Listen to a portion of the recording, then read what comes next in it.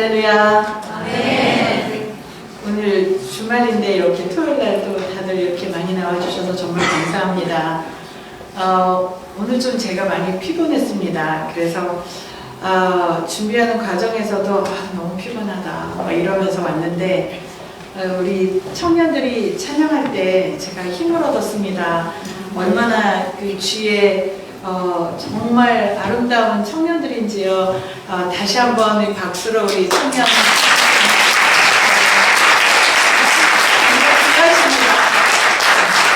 저희 블레싱 팀도 다시 한번 박수 한번. 제가 찬양을 들으면 제가 힘이 납니다. 왜냐하면 천상에서는 제가 그거를 저희 블레싱 팀하고 1박 2일로 갔을 때 나눴지만 천상에서는 오로지 찬양밖에 없습니다. 네, 회개도 없고 설교도 없습니다. 오로지 찬양밖에 없기 때문에 저희가 찬양을 할 때는 이렇게 천국에다가 이렇게 전기줄을 플러그 인 하는 거나 똑같기 때문에 저희가 찬양할 때 천국에서도 천상에서도 저희와 함께 찬양합니다. 그래서 여러분들이 이렇게 청년들이 막 찬양을 하는데 제가 갑자기 막 에너지가 막 부스팅 되는 거예요. 그러면서 막 기쁨이 다시 살아나고 그래서 정말 너무 감사했습니다. 그래서 정말 미래가 있다. 우리에게는 미래가 있다. 이 다음 세대가 아직도 살아있다. 그래서 너무 감사했습니다. 오늘도 네, 시작하기 전에 악한 것들이 감히 여기를 탐타지 못하고 오로지 주님의 영만이 이곳에 임재하시도록 주님의 보혈로 모든 곳을 마치 무술초에 찍어서 이곳을 다 막고요. 오로지 주님의 임재가 주님께서 이렇게 천부처사 함께 이곳에 임재하셔서 저희에게 엄청난 은혜를 내려주시기를 이 찬양과 함께 하셨으면 좋겠습니다. 찬양 부르시면서 왕이신 하나님께서 이곳에 오시기를 함께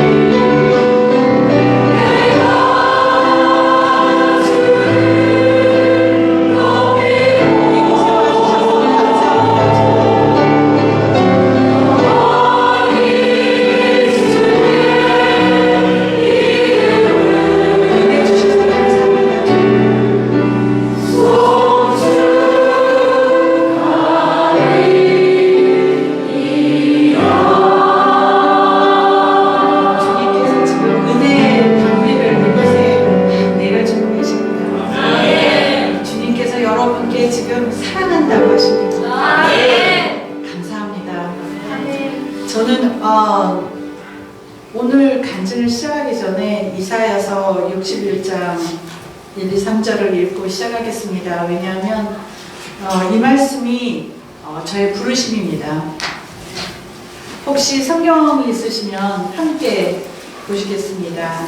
이사야서 61장 1, 2, 3절을 함께 읽으시겠습니다.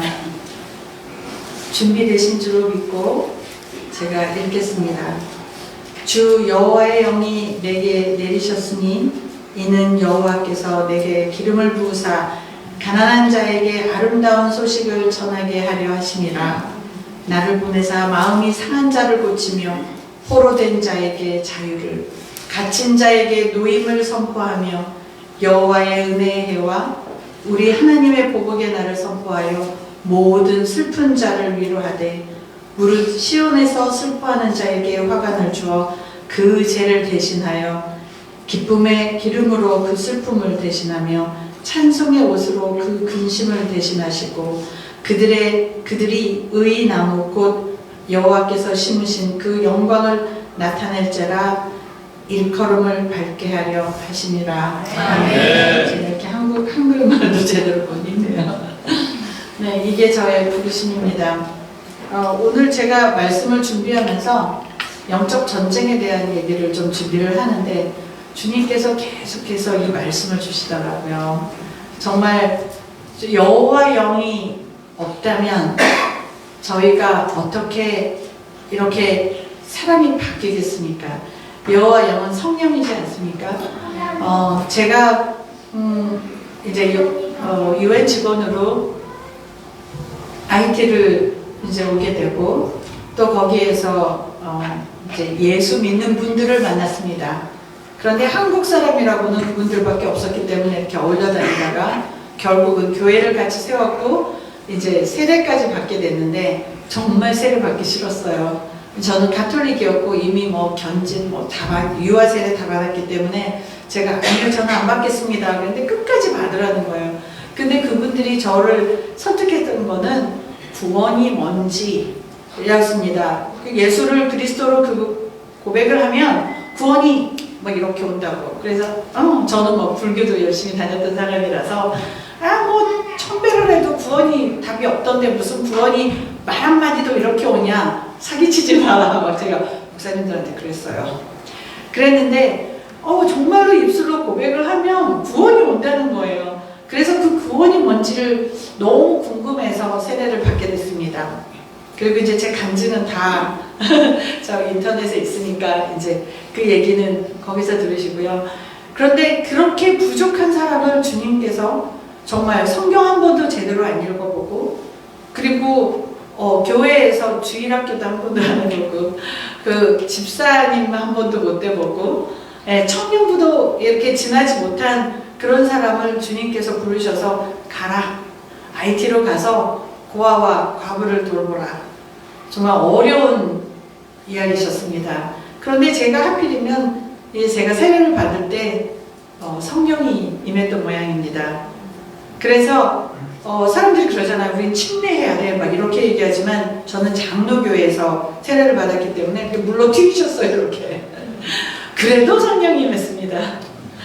그래서 제가 이제 뉴욕으로 돌아갔는데 뉴욕에서 막 계속해서 기쁨이 막 여기서 막 넘치는 거예요. 주체를 할 수가 없어요. 그래서 막 택시를 타도 택시 운전자한테 예수 믿어 그러면 나처럼 돼 이렇게 즐거워져 막 이러고 제가 막 이렇게 전도하는 사람이 되는 거예요. 제가 제일 싫어하는 사람이 막 예수 천국 그 다음에 불신자 지역 그러면 떠나자래 막 이랬던 사람이 제가 막 전도를 하고 있으니까 정말 이상하지 않습니까?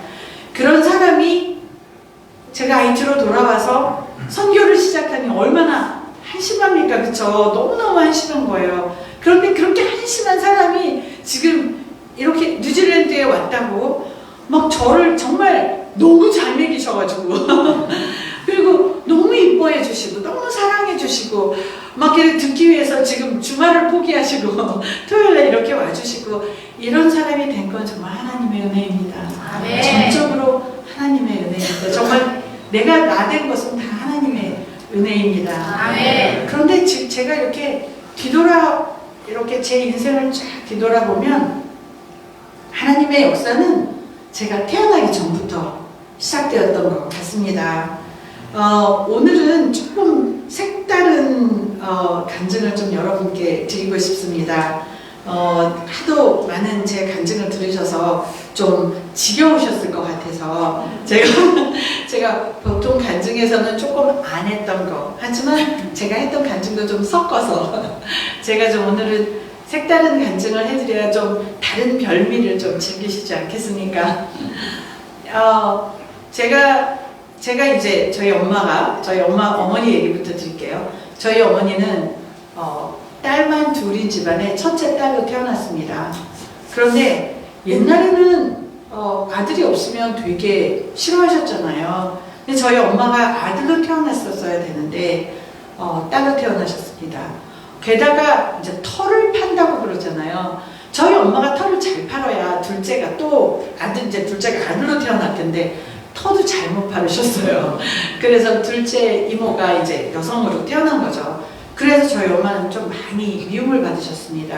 그리고 할아버지가 돌아가실 때까지 아들이 없음을 너무 한탄하시면서 이렇게 또 양자로 드렸는데 양자가 또 온 집안의 돈을 다 털어먹는, 그래서 아주 여자로 태어난 거에 대해서 아주 싫어하셨던 분이셨어요.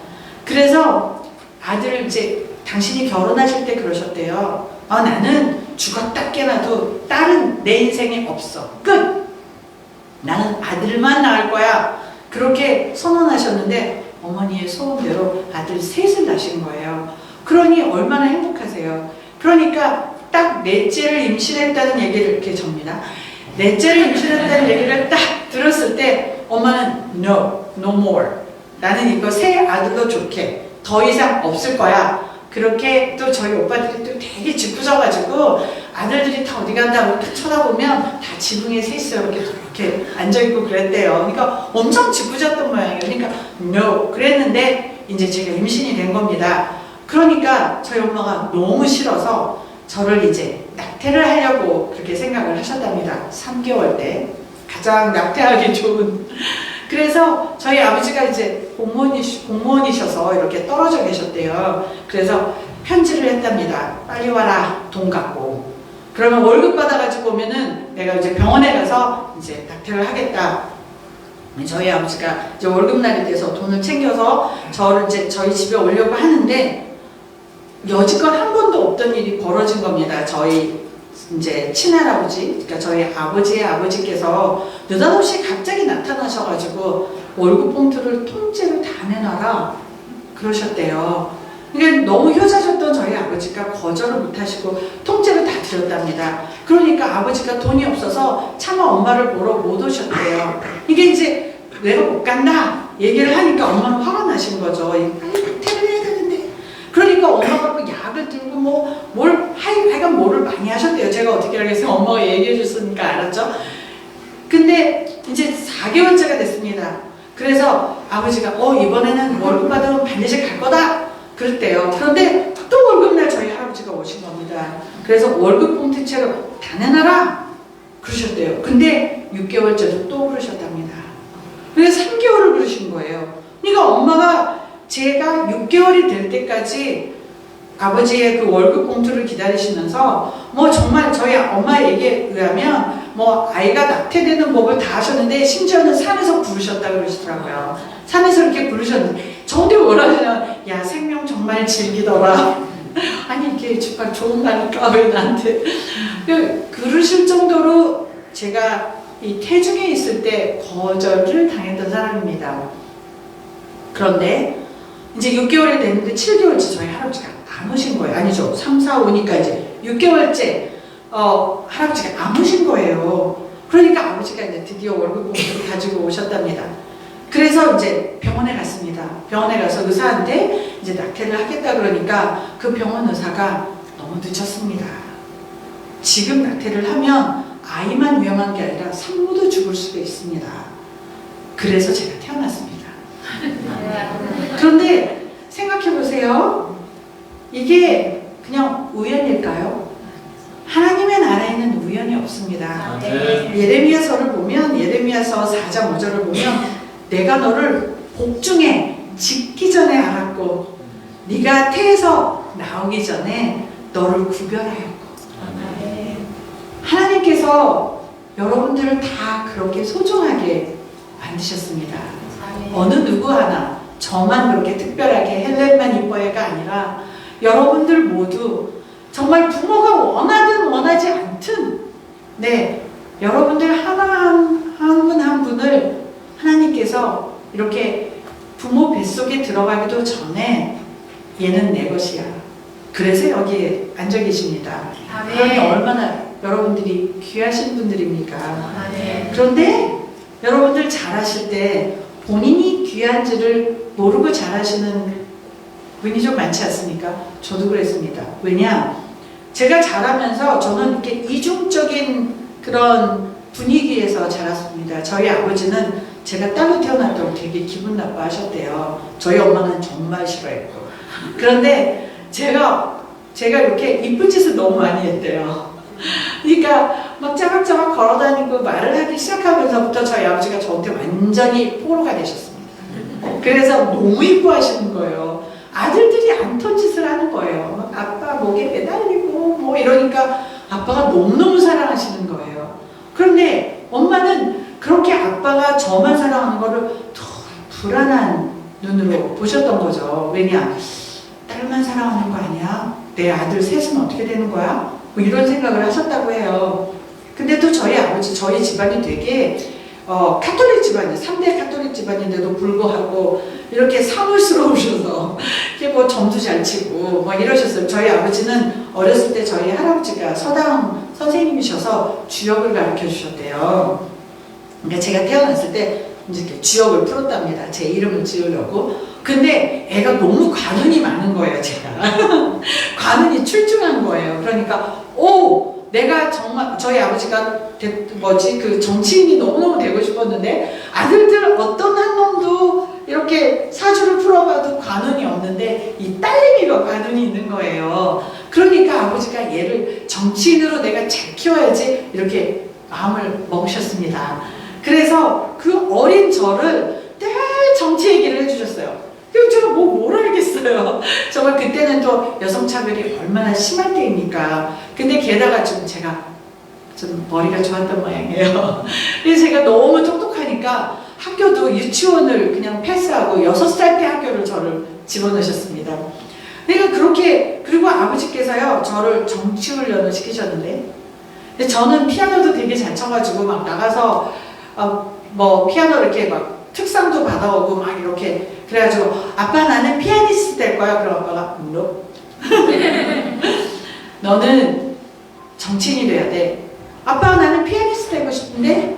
그럼 저희 아버지가 그러셨어요. 김종필을 봐라. 얼마나 트럼펫 잘 부냐. 너도 그렇게 되는 거야. 멋있는 정치인들은 막 악기를 잘 다루는 거야. 알았지?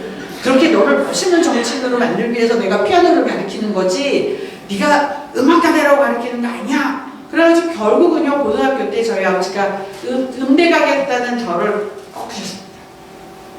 그것뿐만이 아니라 대학교 입학서를 내는데요, 제가 이제 연대 정외과를 가고 싶었는데 못 갔습니다. 점수가 달랑달랑했어요. 근데 국문과도 갈 수 있고 사회학과도 갈 수 있고 뭐 신방과도 갈 수 있었어요. 그래서 제가 거기다 연서를 쓰겠다고 가져오니까 아빠가 그때 이렇게 원서를 이렇게 찢으셨어요. 정외과를 가. 그래서 제가 이대를 가게 됐습니다. 정외과로. 얼마나 제가 불만이 많았는지. 이대 가기 싫었거든요. 근데 그렇게 저희 아버지가 저를 정치인으로 키우시면서 심지어는 저한테 바둑을 가르치셨어요. 그리고 장기도 가르치셨어요. 왜냐? 정치인이 되려면 장기를 알아야 된다는 거예요. 전략 전술을 잘 짜야 되니까. 그래가지고 저한테 이제 장기를 가르치는데 막 제가 막 쫄 한 마리 이렇게 잃어버린 거에 제가 막 이렇게 집중해 있으니까 저희 아버지가 그러시더라고요. 야, 혜련아, 이 쫄 한 마리를 네가 이렇게 집착을 하면 왕을 잃는다. 그러면서 아버지가 제 왕을 딱 먹으시더라고요. 그러면서 저한테 뭐라냐, 판재봐라. 전체 그림을 판재봐라. 근데 그게 얼마나 저한테 많이 도움이 되는지 아세요? 지금 ITN 사회 갈 때 판재봐라. 그 한 가지 사건에 집중하지 않고 전체 그림을 보고 넓게 보고 뭐 이런 거를 저희 아버지가 다 가르치셨어요. 그것뿐만이 아니에요. 제가 뭐 조금만 해가지고 다들 저희 아버지를 너무 사랑하니까 아침마다 이제 저는 저희 아버지 이렇게 그 종브레이크였어요. 그래서 신문이 그때는 막 신문을 이렇게 탁 던지잖아요. 이렇게 몰아가지고 조선일보. 근데 한문으로 돼 있고 오른쪽부터 왼쪽까지, 그래서 위에서 아래까지 막 이렇게 줄줄줄 써 있을 때예요. 근데 저희 아버지가 신문 가져와라 그러면 네 신문 딱 아버지가 이렇게 식사해서 이렇게 아침 상에서 하시면서 저한테 조갑지에 사설을 펴라 이러시는 거예요. 여기 조갑지에 사설 기억하시는 분 혹시 있으세요? 연세 드신 분은 아시는데 그 조갑지에 사설을 딱 펴야 돼요. 그럼 아버지가 읽어라.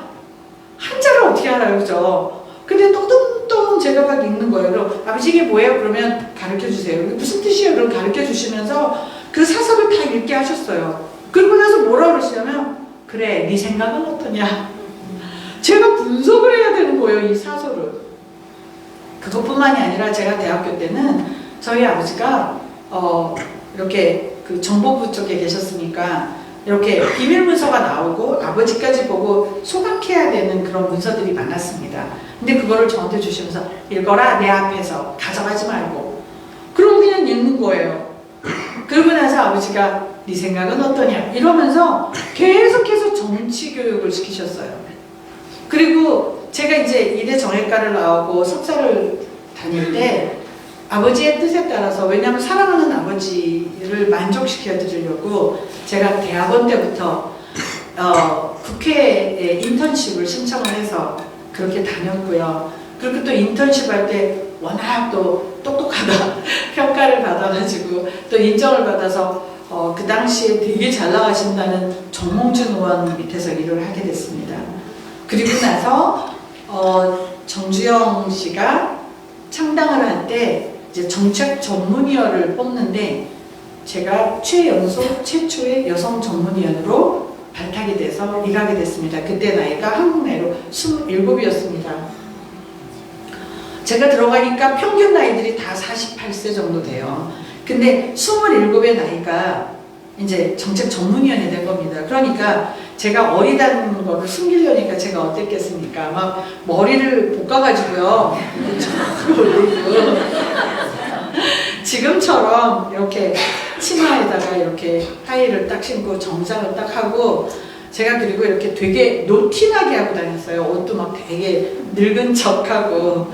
한국에서 처음으로 개인정보보호법에 대한 법 기한을 했던 게 저고요. 그리고 제가 서울대 행정 쪽에 계시는 그러니까 행정학을 가르치시는 교수님들과 함께 처음으로 정부 개편안을 만들었습니다. 정부 개편안을 만들어서 딱 내놨습니다.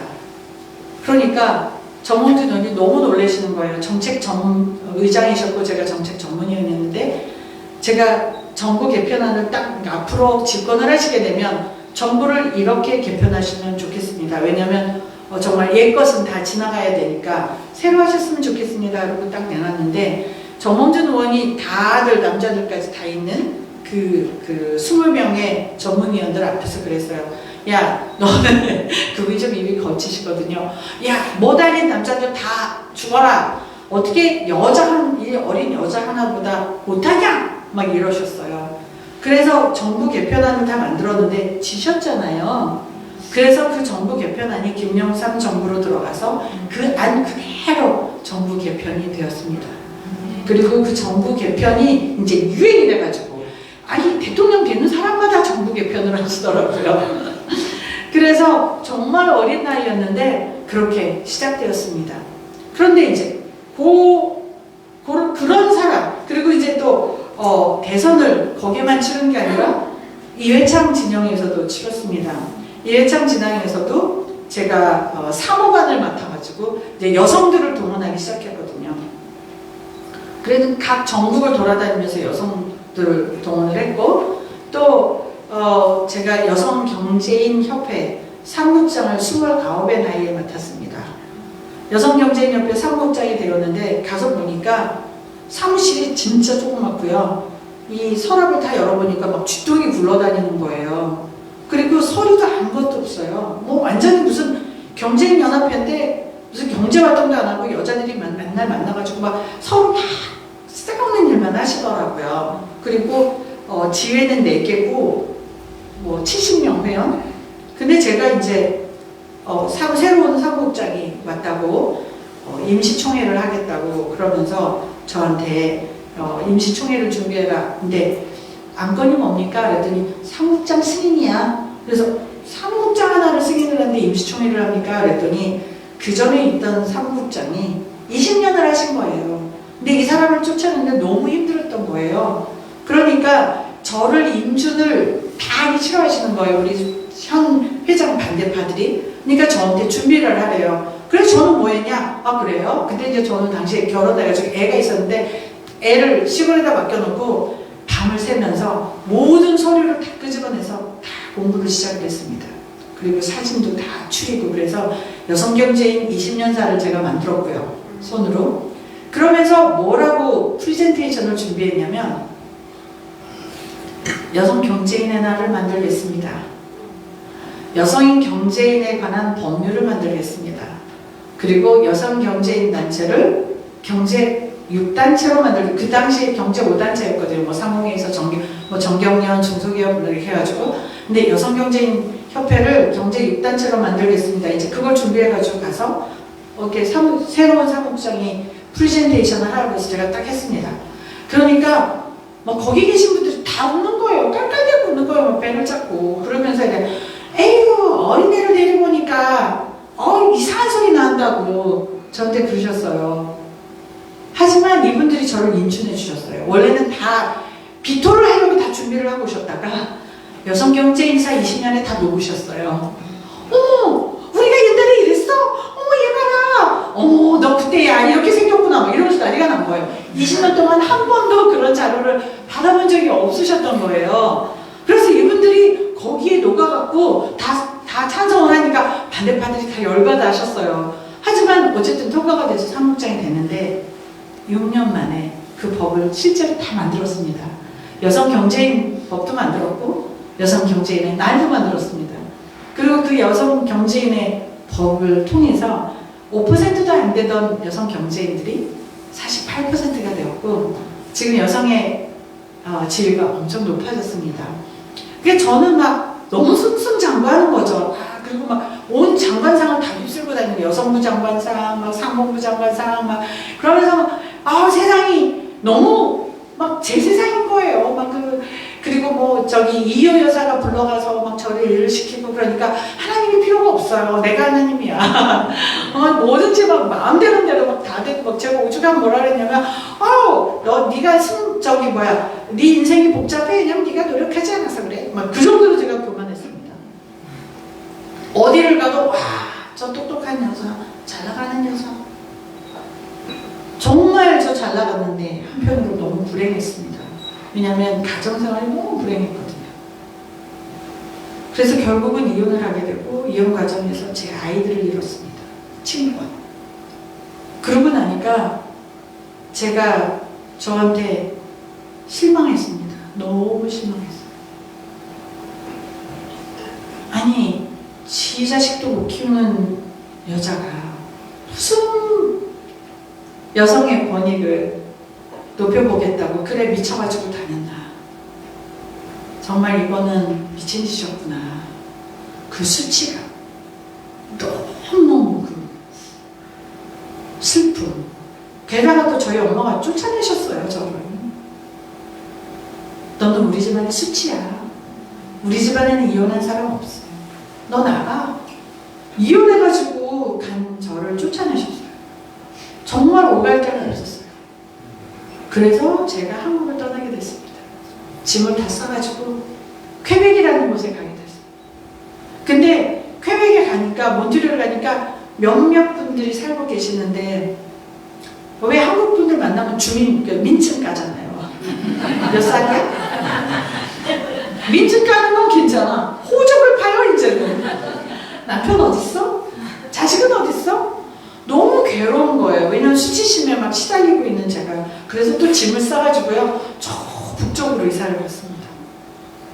그래서 아무도 살지 않는, 한국 동양 사람이라고는 한 사람도 살지 않는, 인구 5만 밖에 되지 않은 그곳에서 제가 가게를 시작을 했습니다. 그런데 가게를 시작할 때 저는 무슨 비즈니스 퍼밋이 있어야 되는지도 몰랐다는 거 아니에요? 경제인 단체에서 일했는데. 이럴 수가. 단장에 이렇게 가게부터 딱 얻어놓고 막 이렇게 준비를 하고 있는데 주인이 오더니 그런데 너 비즈니스 퍼밋이 있냐? 그러니까 그래서 그게 뭐예요? 그러니까 세무서 가가지고 영업 허가권을 받아오라는 거예요. 그런 게 있어야 돼? 그래서 갔어요. 가니까 그 세무서에서 뭐라 그러냐면 외국인인데? 너의 학생 비자인데? 안 돼! 저는 이미 돈을 다 투자를 했는데 다 있는 거 다 털어가지고 이제 완전히 빈털털인데 저한테 그러는 거예요. 그냥 와가지고 제가 막 울었어요. 뭘 어떻게 해야 될지도 모르고 막 울었어요. 한담 울었어요. 그냥 울었어요. 이제 돈은 다 떨어져서 하나도 없고요. 갈 곳도 없고 나 이대로 죽나 보다. 그러고 있는데 꿈을 꿨어요. 꿈을 꿨는데 이상한 꿈이에요. 어떤 할머니가 오더니 애들을 막 잔뜩 제 방에 막 애들이 잔뜩 있는데 다 데리고 나가시면서 내가 너의 그 고민들을 다 해결해 줄게 그러면서 애들을 다 데리고 나가시는 거예요. 그런데 그 집이 뭐였냐면 찻집이었어요. 찻집. 티하우스. 마시는 티. 찻집이었어요. 그런 꿈을 꿨어요. 그 아침에 딱 일어나면 너무 이상한 거예요. 그래서 제가 그때는 이제 예수 안 믿을 때잖아요. 제가 이제 사무소를 다시 갔습니다. 그 꿈을 믿고. 그래서 또 설명을 했어요. 내가 이만저만해서 망하게 생겼다. 죽게 생겼다. 근데 가게도 얻어놓고. 그러니까 이분이 그래? 근데 뭐 할 건데? 아이템이 뭐야? 물어보는 거예요. 제가 찻집. 꿈에 본 대로 찻집. 그래?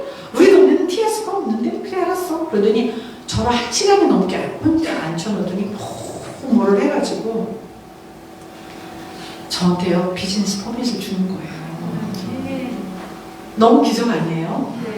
그래서 이제 찻집을 차렸는데 아무도 안 와. 한 달이 지나도 아무도 안 와. 또 눈물 흘리고 막 있는데 갑자기 어떤 남자가 왔어요. 자기 이름이 리차드래요. 그러더니 막 꼬치꼬치 물어. 귀찮아 죽겠는데 막 물어.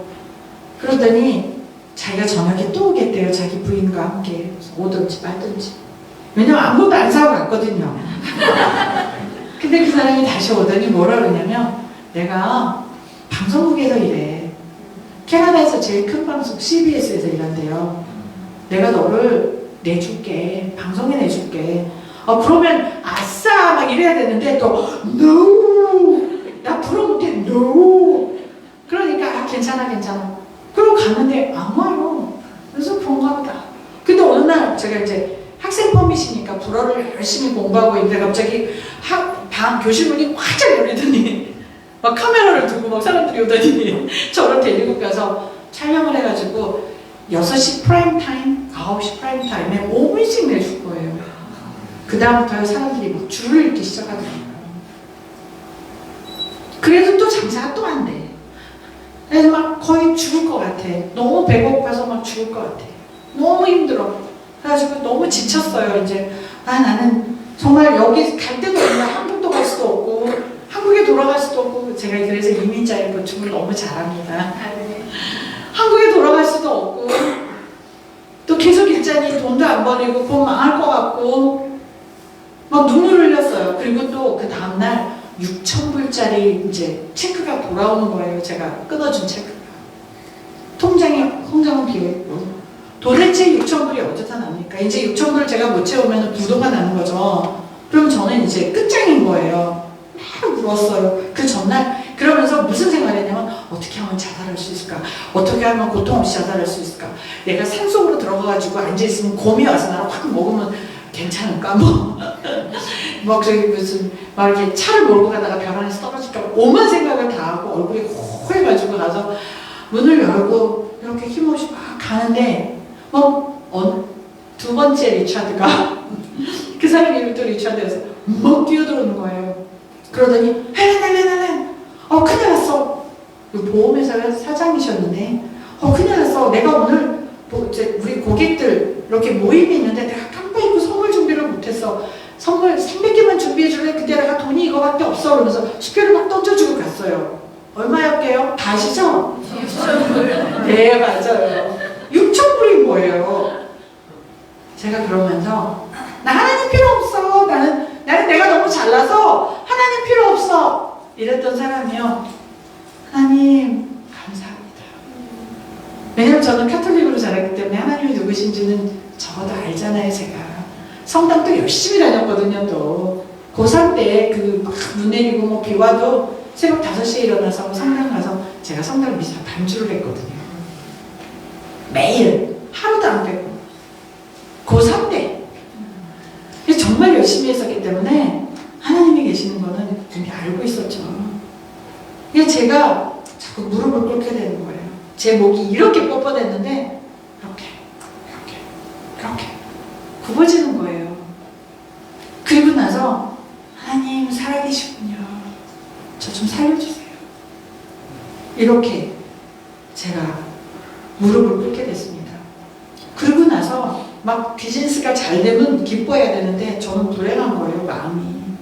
내가 이러다가 영원히 쾌백에서 외롭게 혼자 이러다 죽는 거 아니야? 너무 외로웠거든요. 한 사람도 없었고. 그래서 유엔에다가 원서를 내기로 제 평생 소원인, 제가 어렸을 때부터 소원이 유엔에서 일하는 거였어요. 그래서 유엔에다 원서를 내기로 했습니다. 원서를 냈어요. 오!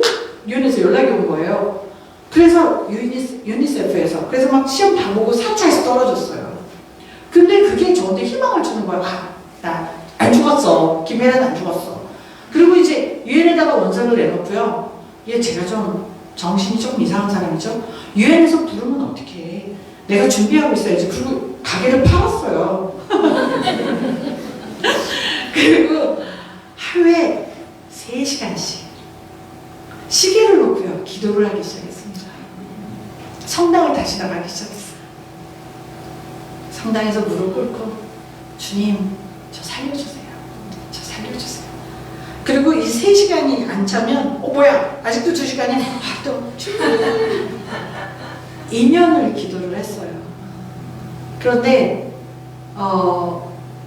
이게 너무 긴 얘기니까 이제 거기 아주 중요한 부분은 좀 떼먹고 2010년 1월 12일 날 IT가 지진이 나가지고요.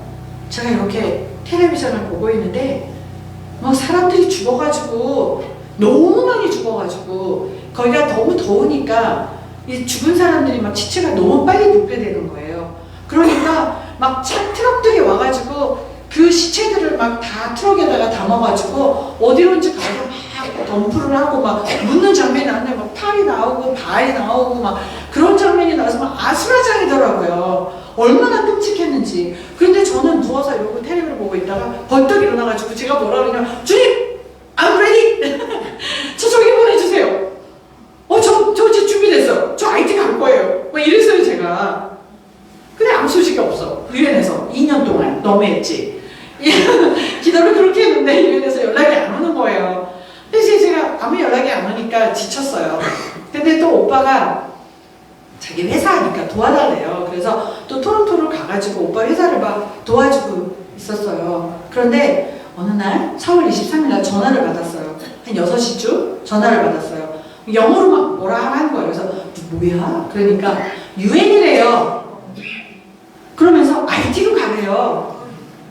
그래서 제가요? 그러니까 제가 유엔 직원이 됐다는 거예요. 그런데 옆에서 같은 직원이 뭐라 그러냐면 어머 언니 오늘이 무슨 날인지 알아? 그러는 거예요. 왜 무슨 날인데 제가 그 상처난 마음을 가지고 한국을 떠나면서 다시는 내가 한국에 발을 딛지 않겠다고 그냥 한국 땅을 딱 뒤돌아서면서 떠난 그날이 2003년 4월 23일이었어요. 그리고 제가 2023년 6시에 몬트리올 공항에 딱 발을 디뎠거든요. 근데 그날이 2010년 4월 23일 딱 7년 되는 날이었어요. 7이 뭡니까? 완성의 수. 와, 믿을 수 없었어요. 그리고 IT를 가게 됐습니다. 그런데 누가 그러더라고요. 이사야서 말씀을 주면서 너는 무너지는 성곽을 뭐 재건하고 도로를 내고 그래서 제가 가서 공사를 하겠다. 그랬어요. 그런데 그렇게 철없는 저를 주님이 불러주셔서 가서 처음으로 시작한 게 뭐냐면 아무것도 못했어요. 아니 갔는데 이제 유엔을 그만두고 다시 갔는데 아무것도 할 수가 없는 거예요. 어떻게 뭘 배웠어야지. 그래서 사람들이 막 또 그러는 거예요. 네가 무슨 성경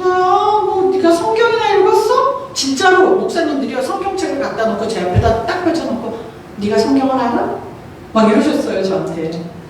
근데 네가 무슨 선교사야? 그래서 네, 근데 그래도 주님이 부르셨어요. 누가 불렀대? 막 그러셨어요.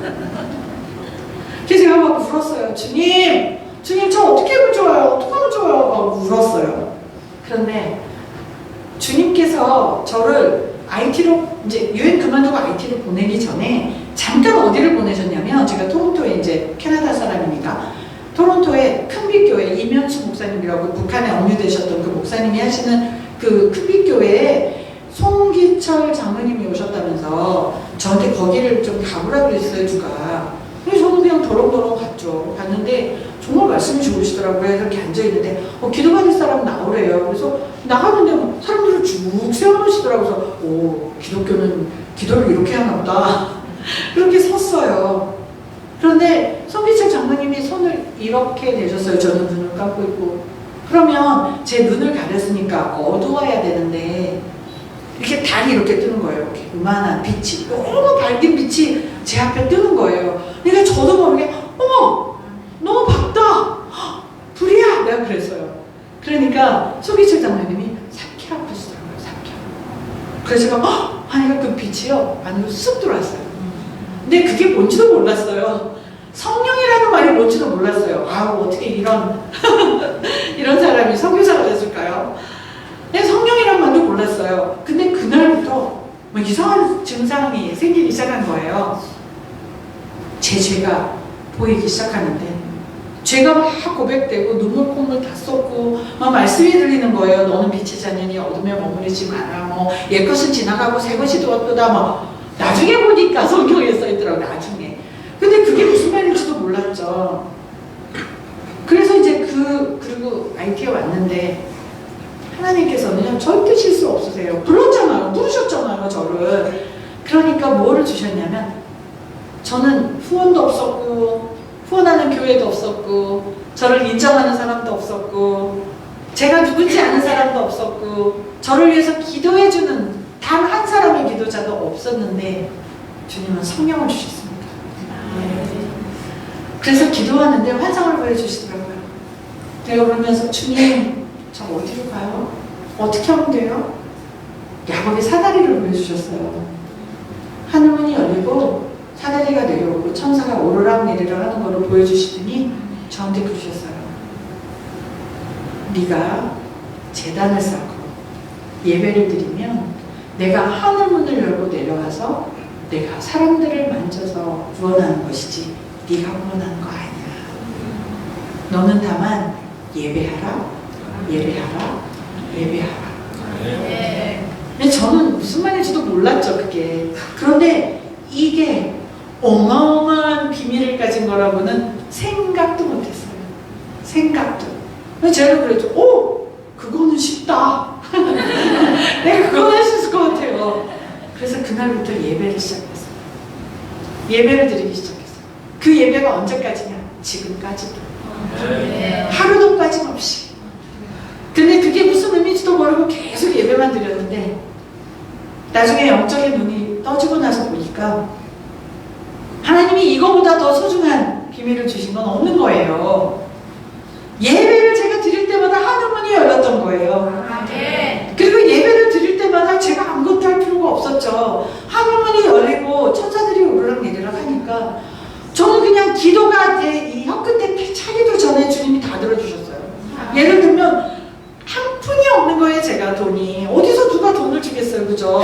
근데 막 애들이 막 이렇게 와가지고 막 발런티어를 하겠다고 막 저한테 그래서 야, IT 애들 정말 발런티어 잘하는구나 이랬는데, 제가 밥을 먹고 있는데, 이거는 간증에 나와 있는 내용이니까 다 아시겠지만 제가 막 이렇게 밥을 먹고 있는데 애들이 막 쳐다보는 거예요. 그래서 저거 먹는 걸 쳐다보니까 기분 나쁘잖아요. 그래서 뭘 봐? 밥 먹어. 그러니까 밥이 없다는 거예요. 그래서 내일부터 도시락 싸와 뭐 이랬거든요. 그랬더니 집에 밥이 없다는 거예요. 쌀이 없다는 거예요. 그러니까 발런티어를 하러 온 이유가 밥 얻어먹으라고. 그러게 제가 밥이 들어가겠습니까? 그래서 제가 숟가락을 딱 놓고 그랬죠. 주님, 엘리야와 사르밧 그 과부의 얘기를 하면서 제가 그랬어요. 주님께서 달라 그래서 저 다 드렸잖아요. 유엔에서 제가 모았던 돈 다 털었는데 다 끝났거든요. 그래서 독이 비었습니다. 주님께 다 드렸어요. 주님 채우세요. 제가 지금부터 애들 먹이겠습니다. 누구든지 저희 센터에 들어온 애들은 제가 다 먹이겠습니다. 아니 300불밖에 안 남았는데 무슨 배짱으로, 그죠? 돈 없었거든요. 그래서 쌀을 한 봉지를 사서 밥을 해서 이제 점심을 먹이기 시작했어. 뭐 누가 라면 주면 라면 끓여주고 막 이랬는데 지금까지 쌀이 한 번도 떨어진 적이 없고 어마어마한 몇백 명을 먹이면서 제가 사역을 하고 있습니다. 네. 제가 여기 계신 분 중에 한 분이 그러시더라고요. 어떻게 헬렌 선교사 기도 편지를 보고 맨날 뭐 매덕이 들어왔다고 막 억 단위의 돈이 들어왔다는 막 얘기가 들려. 도대체 이게 뭐냐고 저한테 그러셨어요. 그래서 저도 몰라요. 그런데 저한테 그런 큰 돈들을 주셨던 분들이 부자가 단 한 분도 안 계셨어요. 다 과부의 트랩도. 정말 어려운 중에 주님께서 은혜 주셔서 그렇게 저를 채워주셨습니다. 엘리야를 먹였던 과부는 그날 있었던 마지막 남은 기름과 마지막 남은 밀가루로 이렇게 먹고 죽으려고 했던 과부였어요. 가뭄 중에. 그런데 엘리야가 느닷없이 야, 밥 내놔. 먹을 거 내놔. 주기 쉽나요? 가뭄 중에 오로지 남은 거 하나인데. 근데 이 과부가 무슨 마음이 있었는지 그 남은 걸 다 통틀어 다 드리잖아요. 그 무슨 일이 있었습니까? 그 과부의 독은 마르지 않았습니다.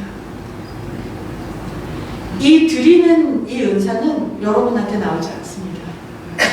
주님께서 주시는 그것도 은사입니다. 나누는 은사입니다. 아멘. 그런데 순종하는 자는 반드시 복을 받습니다.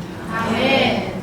저도 주님께서 불렀을 때 유엔 월급 한 달에 10,000불인데 제가 꿈꾸던 직업인데 한 달에 10,000불 텍스 프리예요. US 달러로. 그리고 연봉으로 치면 18만 불이었어요. 내려놓기 쉽습니까? 근데 제가 좀 단순 무식하거든요. 그리고 또 주님이 제대로 협박하셨어요. 제가 순종 안 하면 쾌백에다 다시 확 쳐박을 것 같았어요. 그래서 그 협박에 밀려서 순종하긴 했는데 그렇게 순종하면 주님이 복 주십니다. 아멘. 주님께서 부르실 때 그 안전지대를 탈출하는 거 굉장히 중요합니다. 그리고 여러분들의 그 순종에 주님은 반드시 응답하십니다. 아멘. 그리고 예배를 드리면요 하늘문이 열리기 때문에 지금 경기가 안 좋아서 혹시 직장에 문제가 있으시면 직장에서 예배 드리세요. 찬양하세요. 그리고 혹시 가정에 아픈 분이 있으시면 찬양하시고 기쁨으로 기도 드리시면 예배 드리시면 기적이 일어나실 겁니다. 아멘. 하늘문이 열리기 때문입니다. 아멘. 그래서 지금도 IT가 어느 정도로 위험하냐면요. 지금 현재 갱들이 수도를 다 점령했습니다. 그리고 점점 중심부를 향해서 이렇게 오고 있어요. 근데 보통 선교사님들은 오셔가지고 저희 한국 분들이 대부분이 빈민 사역을 하세요. 그러니까 빈민 지역에 다 들어가셔서 사역을 하셨는데 저는 그때까지만 해도 이 은혜가 부족해가지고 제가 주님한테 그래서 주님 IT에서 있는 것만 해도 저는 정말 힘든데 저 빈민가 가라고 하지 마세요. 이러고 제가 그 중산층 지역에다가 이렇게 센터를 열고 그 빈민가에 있는 애들 데려다가 길거리에서 구걸하는 애들 데려다가 이렇게 키웠는데 지금은 어떠냐? 빈민가에서 사역하신 분들 다 뺏기셨어요, 사역장을. 근데 제가 그나마 중산층 지역에 있어서 아직도 사역을 하고 있습니다. 뺏기지 않고. 점점 좁혀 들어오는데 제가 델마 75번지에 살고 있어요. 그런데 갱들이 보통 델마 1번지에서 놀았었어요. 그런데 지금 23번지까지 올라왔다는 얘기를 듣고 왔습니다. 23번지까지 차로 15분밖에 안 걸려요. 이 갱들이 얼마나 위험한지는 어제 설명드렸죠. 납치하고 살해하고 강간하고. 그런데 저희 남편하고 저하고는 아무렇지도 않게 사역하고 있습니다. 저희 수요 예배도 다녀요. 그 깜깜한데 저희 6시면 아무도 안 다니는데 갑자기 저희 목사님께서 저희 이제 섬기는 교회에서 목사님께서 믿음으로 수요예배 열 거야 뭐 이러시는 거예요. 수요예배를 폐쇄를 했다가 난 수요예배 드릴 거야. 그러니까 저는 속으로 그랬어요. 설마 우리 남편이 수요예배 가자는 얘기는 않겠지. 우리가 살고 있는 데서 예배하는 데까지 30분이 걸리니까 간다는 얘기 않겠지 그랬더니 수요예배를 다니기 시작하시더라고요. 남편이랑 또 어떻게 해? 혼자 갔다 무슨 일이 나면 어떻게 해? 그죠? 그러니까 같이 다니기 시작했어요. 수요예배 갔다 오면 8시 반 9시예요. 그리고 제가 데리고 있던 형제 자매가 있었는데 이제 8시 이제 저희가 예배를 6시 예배를 갔는데 제가 너무 배가 고프니까 목사님 죄송한데 목사님께서 막 설교하시는데 피자가 눈앞에서 갔다 하더라고요. 그래서 제가 끝나고 나서 야 우리 피자 먹으러 가자. 그래서 피자 먹으러 가서 레스토랑 가니까 8시예요. 밤 8시인데 제가 피자를 시켰어요. 그러니까 이 자매랑 형제가 우는 거예요. IT에서 이 밤에 피자를 먹다니요. 저는 정말 이거 상상도 못했어요. 왜냐면 너무 위험해서 아예 못 나가니까.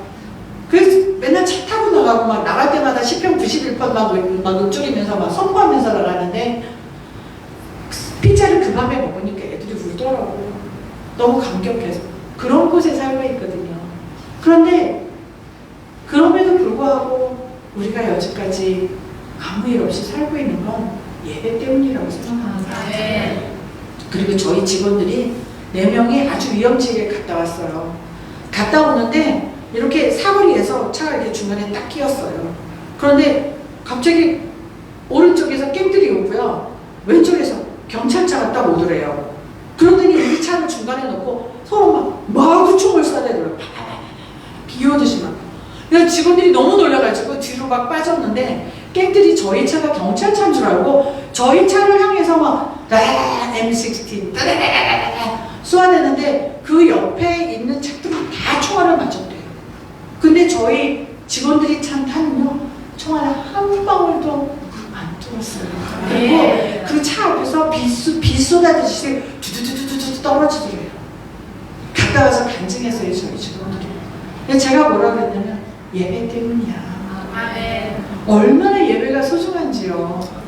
예배 드리는 자는 승리하십니다. 제가 많은 얘기를 준비했는데 시간이 정말 빨리 가네요. 그래서 네 그렇게 해서 제가 이렇게 하나 주님과 뭔가 씨름을 하면서 이렇게 영적으로 무너지고 영적으로 다시 살고 온갖 씨름을 하면서 그렇게 막 사역을 했는데 제가 그럼에도 불구하고 IT를 받아들이는 게 너무 힘들었어요. 그래서 퀘벡에서 나올 때 7년 만에 나왔잖아요. 그러니까 IT에서 나올 때도 7년 만에 내보내 주실 거야. 그리고 막 7년이 가까우니까 6년 반부터 6년 반 되는 때부터 막 금식기도 시작하는 거야. 금식기도 하면서 주여 주여 제발 나가게 하소서. -3 -2 -1 그랬는데 아무 얘기가 없으신 거예요. 주님. 그리고 그날이 주일이었어요. 그래가지고 주일날 이제 교회를 갔는데 막 주님 전화 그래서 주님 7 오늘이 7 그래서 아무 얘기도 없으시는 거예요. 침묵. 그리고 나서 이제 그때 하필이면 저희한테 흑인 3분이 이제 마이애미에서 저희 애들하고 예배를 드리겠다고 통보를 해서 애들을 다 모아놓고 예배를 드리는데 저는 힘이 다 빠져가지고 7인데 아무 얘기도 안 하시니까 그래서 막 힘이 다 빠져있는데 그 목사님들이 오셔가지고 막 애들한테 막 기도를 막 하시는 거야. 막 너네들이 뭐 주님께서 축복하셔서 이 나라에 뭐 또 막 빛이 될 거고 막 이러더니 일어나 빛을 발하라 막 이러더니 갑자기 그 손을요 싹 돌려가지고 저 구석에서 7년인데 아무 말도 안 하고 막 이러고 막 불만 내리는 저한테 갑자기 손을 들으시고 저 여인이 IT를 세울 것이고 IT를 이루고 뭐야. 그래서 제가 막 울었어요. 막 뭐야 이게 내가 듣고 싶은 얘기가 아닌데. 그런데 저한테 오더니 한 분이 그러시니까 주님이 나한테 얘기해 주래. 제가 울면서 뭔데? 그랬더니 뭐라 그러냐면 주님께서 너의 계획이 내 계획이 아니라고 그랬대요. 너의 길이 내 길이 아니고 너의 계획이 내 계획이 아니라고 그랬다는 거예요. 얼마나 열받아요. 그죠?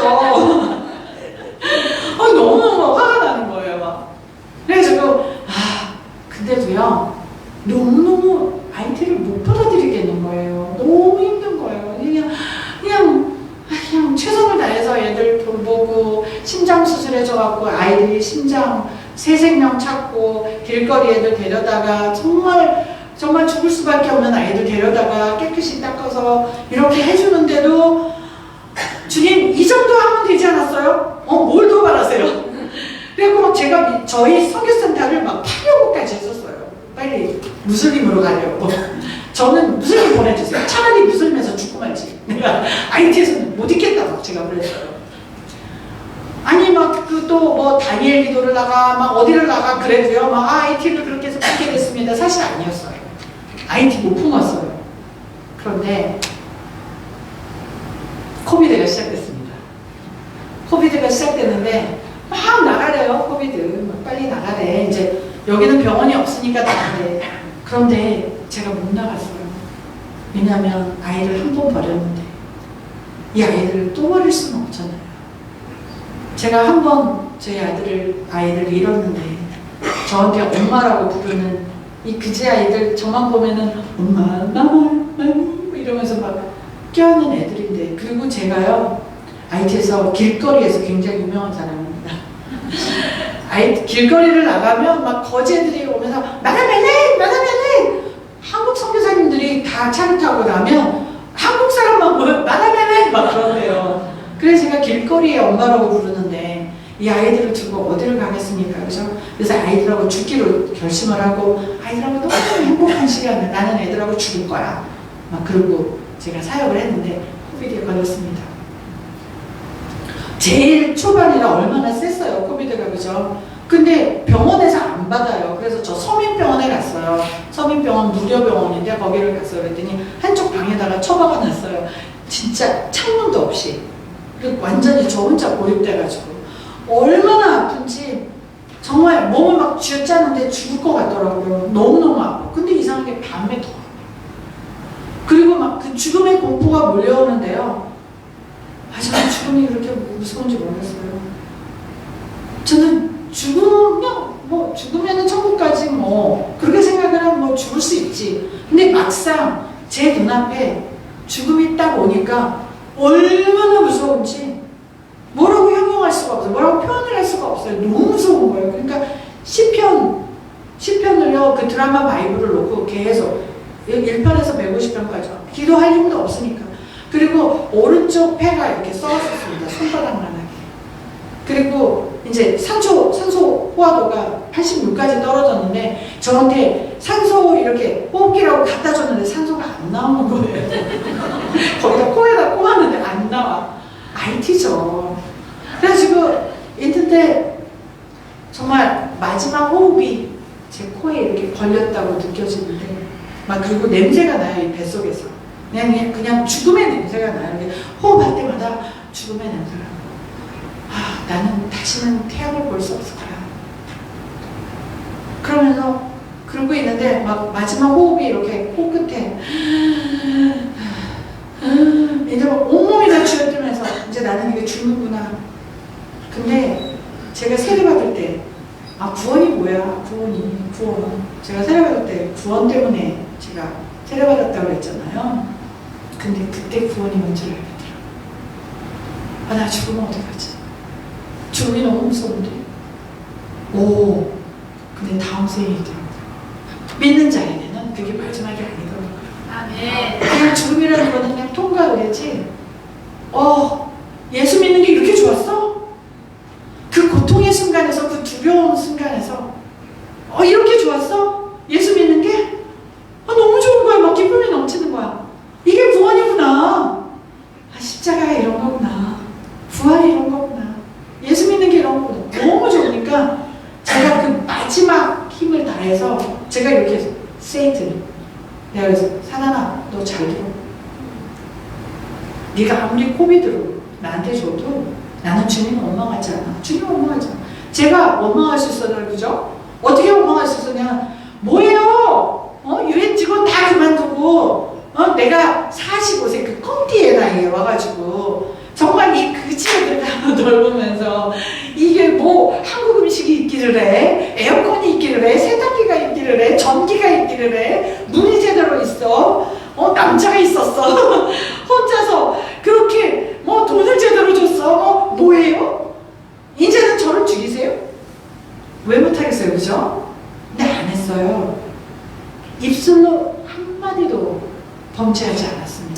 이게 얼마나 중요한지 몰랐어요.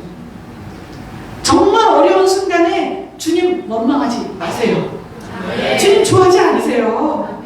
주님 좋아하지 않으세요. 왜냐하면 내가 잘 나갈 때는, 내가 잘 될 때는 나 될 것은 다 하나님의 은혜다 막 이러다가 내가 잘 안 되면 뭐야 하나님 맞아? 하나님 뭐 이래? 아니죠. 하나님께서 뜻이 있으셔서 나를 사랑하신 하나님께서 구원을 주셨는데 구원보다도 소중한 게 어디 있겠습니까? 그리고 제가 뉴질랜드에 있던 한국에 있던 미국에 있던 주님이 함께 해주면 그곳이 천국이고 주님이 없으면 지옥인 거죠. 제가 그래서 그랬어요. 네가 나를 아무리 시험을 해도 내가 주님 원망하지 않아. 잘 들어 너. Thank you Jesus. 마지막 힘을 다해서 다 소리를 질렀거든요. 여러분 생각해보세요. 요나가 물고기 뱃속에 들어갔는데 뱃속에서 어떻게 나오게 됩니까? 세 가지 했습니다. 구원은 주님께 있군요. 제가 결국 그 부르심에 순종하겠고 그리고 감사의 제물을 드렸습니다. 저랑 뭐가 들려 다 똑같았죠. 내가 요나였던 거죠. 요나? 어떤 요나? IT를 구원하라는데 나는 싫은 거야. 나는 담의 세계로 가는 배를 타고 나는 도망가고 싶은 거야. 나는 그때 막 정말 담의 세계로 가려고 그랬으니까 스페인으로 가려고 그랬구나 요나가. 저는 그러는 거예요. 그랬는데 그 마지막 순간에 제가 주님께 감사 인사를 올렸더니요. 요나를 뱃속에서 뱉듯이 저를 죽음에서 살려주셨습니다. 아멘. 3일 만에 의사가 와서 다 나았으니까 나가래요. 제가 이렇게 후달후달 10kg가 빠졌거든요. 다 토하고 설사하고 막 이래가지고 아무것도 못 먹었으니까 이렇게 후달후달 나오는데요. 햇빛을 쫙 보는데 눈물이 얼마나 쏟아지는지. 주님 감사합니다. 다시는 태양 못 볼 줄 알았어요. 그런데 주님이요 그 순간에 그 죽음 앞에서 뭘 받아내셨냐면 제 불순종을 녹여버리셨어요. 주님 앞에서 IT는 안 돼요. 그 불순종을 빼버리셨어요. 주님 앞에서는요 우리가 99.99999%의 순종을 하고 주님 이것만은 안 돼요. 그거 너무 싫어하세요. 그거를 순종이라고 보지 않아요.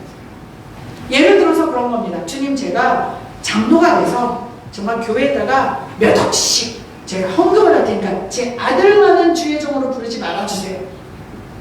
그럴 수 있습니다. 그죠? 불순종입니다. 아무리 몇십억을 갖다 바쳐도 불순종입니다.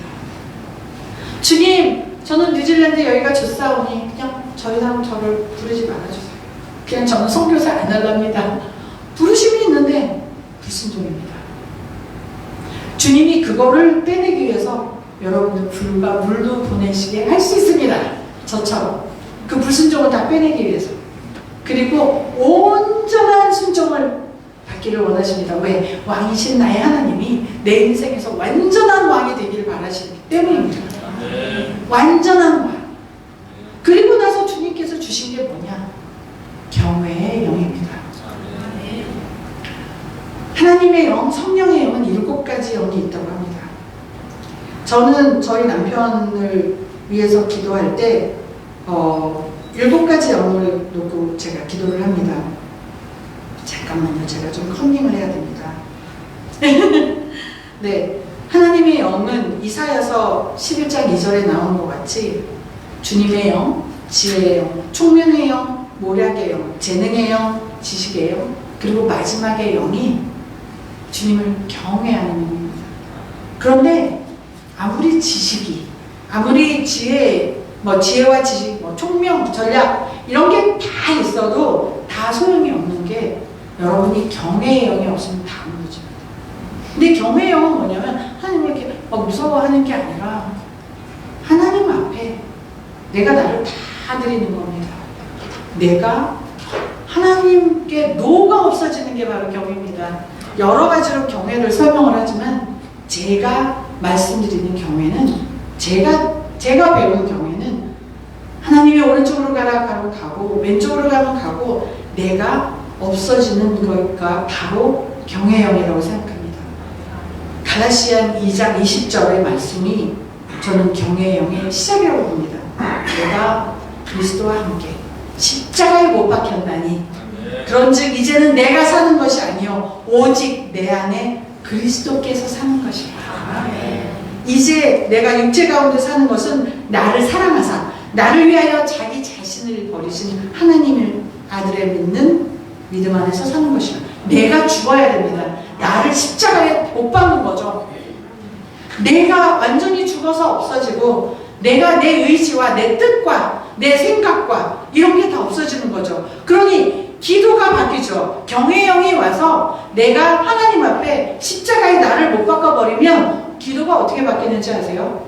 주님, 제가 우리 아이들 정말 잘 되게 해주시고 하나님, 이런 기도는 없어집니다. 왜? 나는 이미 죽어서 없어졌기 때문에. 하지만 여전히 중보는 하죠. 그죠? 근데 기도가 어떻게 바뀌냐면 하나님 감사합니다. 하나님 사랑합니다. 하나님 영광 받으세요.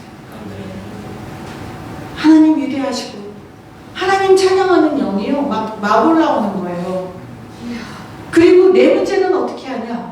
제가 막 어느 날 막 주님한테 주님 뭐 이거 해주시고 저거 해주시고 우리 애들 뭐 밥 주시고 막 이러니까 주님이 너무너무 듣기 싫으셨는지 저한테 그러시더라고요. 야, 너 기도 좀 바꿔라.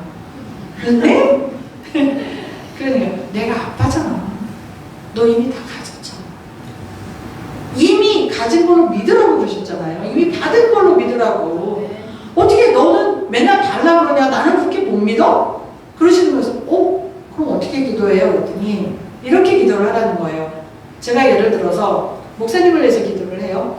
그러면 우리 이제 죄송해요. 그냥 이건 예예요. 예. 우리 목사님이 저를 영적으로 별로 충만하지 않은 것 같아. 그러면 막 사람들이 목사님을 바꿔주시고 영적으로 충만하게 이런 기도가 아니라요. 주님, 우리 목사님 영적으로 충만하게 해주셔서 감사합니다. 아멘. 주님, 우리 목사님 사랑으로 넘쳐나게 해주셔서 감사합니다. 아멘. 이미 받았어요. 아멘. 이미 받았어요. 주님이 그렇게 기도하래요. 그러니 얼마나 기도가 쉽습니까? 제가 어떤 말을 들었냐면 하늘나라에 가면요 부도수표가 기도인데 부도수표가 산더미처럼 쌓여있대요. 사람들이 막 기도를 해. 근데 기도에 응답이 없어. 다 부도났어. 기도가. 왜 그랬냐? 직인이 안 지켰대요. 무슨 직인? 감사직인. 묻기만 해. 그리고 감사를 안 올려. 와, 감사를 드리면 감사보다 더 큰 대적 기도는 없습니다. 아멘. 사단 앞에서 막 사랑하라 이러는 것보다 주님 감사요가 훨씬 파워풀합니다. 아멘. 아유, 이 사람이 철이 없어. 내가 이 사람한테 내가 귀신 떠나라고 내가 그냥 축사할 거야. 그거보다 살아있는 영을 부어주세요. 하나님, 이 사람한테 사랑의 영을 부어주세요. 아멘. 사랑이 얼마나 뜨겁냐면 귀신이 못 견디고 나가요. 아멘. 얼마나 쉽습니까? 어떤 사람을 축사하고 싶을 때 축사하면은 의가 끊깁니다. 그 사람 교회 나가요. 뭐 내 안에 귀신이 있다고? 너는 뭐야? 그쵸? 근데 나는 분명히 알겠어. 귀신 있는지. 그러면 사랑의 영을 부어주세요. 예수 그리스도의 사랑의 영. 그리고 예수 그리스도의 부활의 영. 왜? 죽음, 사망 권세를 이긴 주님의 영. 부활의 영. 부어주세요. 그러면 귀신이 못 견디고 나갑니다. 우리가 감사하고 사랑을 하면 모든 것들이 다 풀립니다. 얼마나 쉬운 열쇠입니까? 열쇠. 우리가 기도하는 게 바뀌어져요. 이 경외의 영이 내 안에 들어오기 시작하면 주님 이것만은 안 돼요. No! 이거 없어지고요. 네, 주님. 제가 결혼할 때 저희 결혼 전에 하나님께서 느닷없이 저한테 이제 우리 저기 남편하고 결혼하려고 하는데 갑자기 야, 너 걔 내놔라.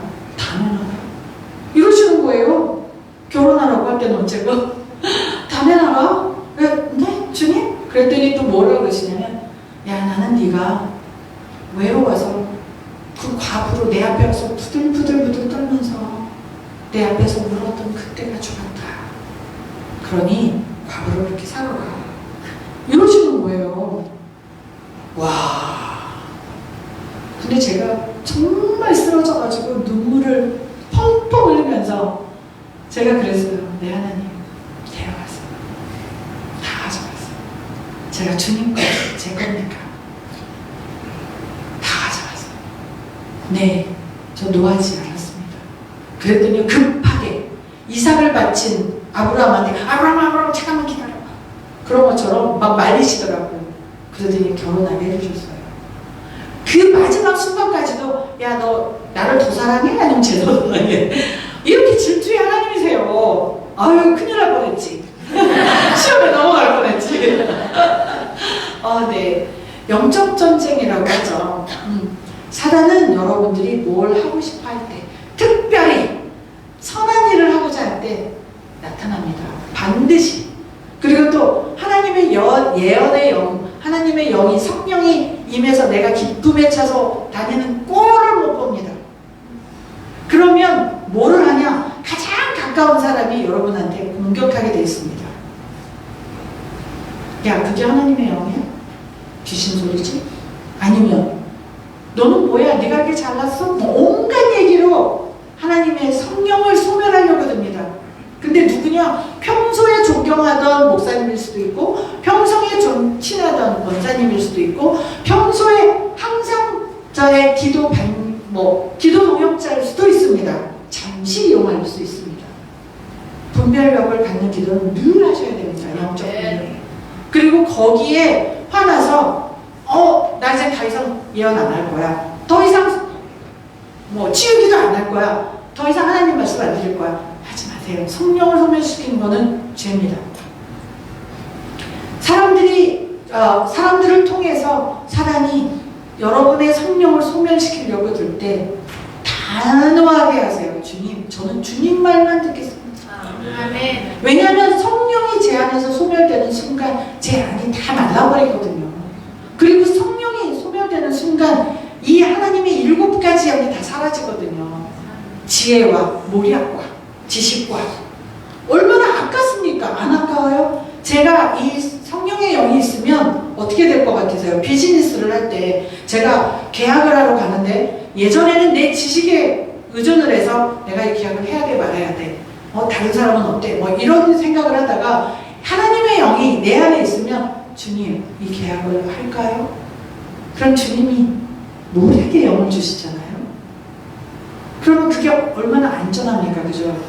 이 성령을 갖는 것보다 더 귀한 게 없습니다. 그런데 이 성령을 여러분들이 가졌을 때 얼마나 빛이 납니까? 그 어둠 속에. 그러니 사람들이 이렇게 사단의 조개들이 막 다니다가 뭐야 빛이잖아? 그럼 어떻게 할까요? 막 달라들죠. 막 화살을 쏘아야 되죠. 질투와 시기와 모함과 온갖 것을 다해서. 근데 그거를 이겨낼 수 있는 건 사실은 기쁨이거든요. 기쁨만 이겨낼 수 있는데, 그런데 그런 막 다른 방법도 있습니다. 이렇게 빛이 막 비치면 사단이 보게 되니까 저한테 누가 가르쳐 주셨어요. 시편 91편에 지존자의 날개 아래, 그 그늘 아래 숨는 거죠. 그래서 항상 그분이 그러셨어요. 보혈로 자기를 돕는 거 잊지 말고, 그 다음에 지존자의 날개 아래 숨겨달라는 말을 잊지 말라고 저한테 그러시더라고요.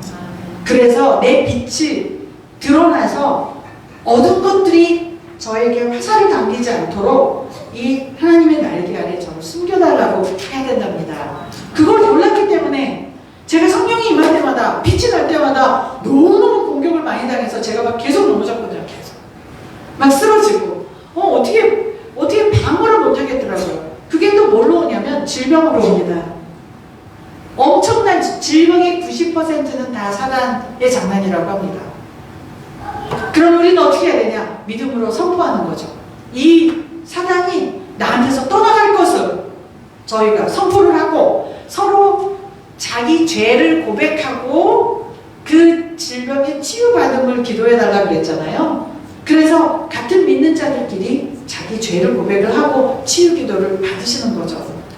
네, 그러면서 이 질병을 이겨내야 합니다. 저희는 영적 전쟁 속에 살고 있습니다. 원하시던 원하지 않으시던 지금 특히나 이 불금이 아니라 이 불토를 이 불타는 토요일을 포기하시고 이 자리에 앉아 계시는 분들은 정말 하나님을 사랑해 주셔서 오셨는데 여러분들은 엄청난 공격 속에 놓여 계십니다. 더군다나 여러분들이 선교를 하려고 한다? 이거는 정말 큰일입니다. 사단이 너무 싫어해요, 선교를. 왜? 이방인의 충만한 숫자가 차여야 예수 그리스도가 오시기 때문에 마라나타 오기 때문에 이 뭐든지 방해합니다. 선교 시작하려고 하면 굉장히 마음 안에서 갈등이 오고 또 우리 집안에 분란이 일어나고 누가 아프고 바쁘게 됩니다. 뭔가 바쁜 일이 생기고 여러분들 흩어버리고 선교 못하게 합니다. 이겨내셔야 됩니다. 여러분들이 가진 그 받은 사명 그리고 그거를 이겨내기 위해서 정말 하늘의 군대를 함께 싸워야 됩니다. 여러분 하늘의 군대가 있는 거는 아시죠? 마나하임 이게 구약에만 있는 게 아닙니다. 신약에도 있죠. 군대가 있습니다. 요한계시록에 얼마나 많이 나와 있습니까? 그죠? 군대가 있습니다. 하늘의 군대가 있어요. 그러면 사단의 군대는 없습니까? 있죠. 사단의 군대 있죠. 그러면 우리가 내가 혼자 싸우는 게 아니라 하늘의 군대를 저희가 또 동원해서 싸워야 되잖아요. 여러분들이 천사를 보지 않으시더라도 천사는 우리를 섬기기 위해서 하나님께서 보내주셨습니다. 왜? 우리는 천사보다 나은 존재이기 때문에 하나님의 모습으로 하나님의 영으로 창조되기 때문에 천사들이 저희를 섬기게 되어 있어요. 그래서 저희가 천사를 섬기는 것은 잘못된 겁니다. 그래서 천사에게 예수 그리스도 이름으로 요청하세요. 그래서 기도할 때마다 어떻게 기도하시냐면 먼저 예수의 보혈로 씻으시고 그 다음에 천군 천사를 다 네 군데에 다 세우시고 문에도 세우시고 다 세우시고 그리고 천군 천사를 보내는 거죠. 그래서 예를 들어서 갑순이의 아버지가 지금 병에 들었는데 천군 천사를 보내서 그 갑순이의 아버지의 그 병을 위해서 싸우게 하시는 거죠. 그리고 어떻게 하냐면 감사해요. 하나님 천군 천사 보내주셔서 감사합니다. 아멘. 그래서 갑순이의 아버지의 질병을 완벽하게 치료해 주셔서 감사합니다. 아멘. 얼마나 쉬운 기도입니까? 그런데 우리가 감사함을 몰라서 그리고 우리가 기쁨을 이름으로 말미암아 저의 몸에 있는 모든 전신갑주가 풀려가지고 사단이 이렇게 쏘아대는 그 사살이 맞아가지고 뚝 쓰러지면 어떡합니까?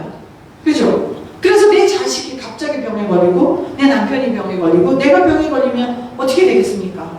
그래서 저희가 이겨야 합니다. 저희가 전신갑주를 오늘 다시 입기를 바랍니다.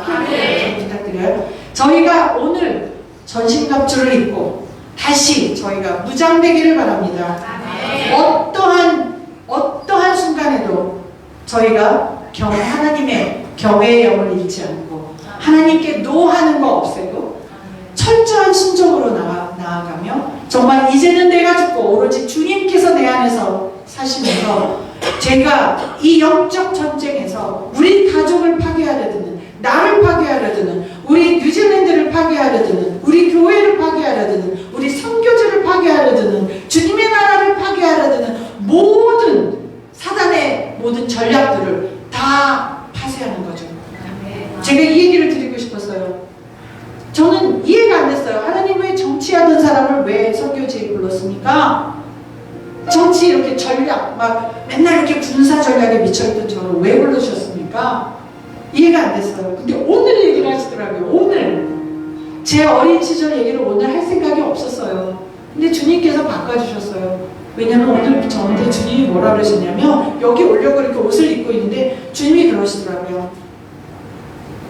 영적 전쟁은 전쟁이다.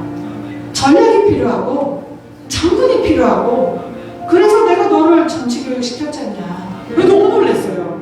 그러셨어요. 그래서 제가 정치권에 있었군요. 저는 몰랐어요. 왜 저를 부르셨어요? 주님의 나라에는 한 1점도 틀리는 게 없습니다. 주님께서 정치권에서 그렇게 아버지를 통해서 저를 훈련시키셔서 이 영적 전쟁에서 군사로 싸우게 하시려고 하는 줄 몰랐었습니다. 그래서 제가 오늘 감정을 바꿨습니다. 여러분들도 모두 장군들이십니다. 그리고 여러분들이 기도할 때마다 이 열방을 위해서 기도할 때마다 주님께서 그